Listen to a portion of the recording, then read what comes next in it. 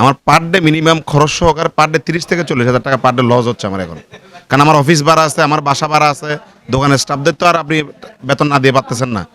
এটা তো প্রবলেম সবার, ওদেরকে তো ওদের পরিবার আছে। যার কারণে আমি এইভাবে যদি হিসাব করি পার ডে শুধু রিয়াজউদ্দিন বাজারে মিনিমাম পার ডে মিনিমাম 50 লাখের উপরে টাকা লস হচ্ছে। এভাবে যদি সারা চট্টগ্রাম হিসাব করেন, সারা বাংলাদেশ হিসাব করেন, মিনিমাম ডেলি কয়েকশো কোটি টাকা লস হচ্ছে এখন বর্তমানে। আমাদের এর সিস্টেম চালু করে দিয়েছে, ঠিক আছে, আসলে এদের সুবিধা কি অসুবিধা কি এটা এখনো পর্যন্ত আপনি কোনো পাবলিক থেকে জিজ্ঞেস করেন, ওনারা এর কি সেটাই জানে না। আমাদের তো ব্যবসায়ীরা জানে এরটা কি। তাইলে আমাদেরকে, আমার কথা হচ্ছে আপনার ভিডিওর মাধ্যমে কতটুকু যাবে আমি জানি না।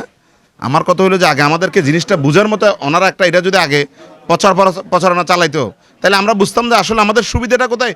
যদি দেখি যে এটার কারণে আমাদের সুবিধা হবে, আমরা সবাই ওয়েলকাম মেনে নিতাম। এখন তো আমরা বুঝতেছি না যে এটা অসুবিধা কি অসুবিধা কি। আমার একটা কথা হইলো, এই যে না জানাই না শুনাই কাউকে কোনো কিছু না বোঝানোর আগে দুম করে চালু করে দেওয়া, এটা কিসের ইঙ্গিত?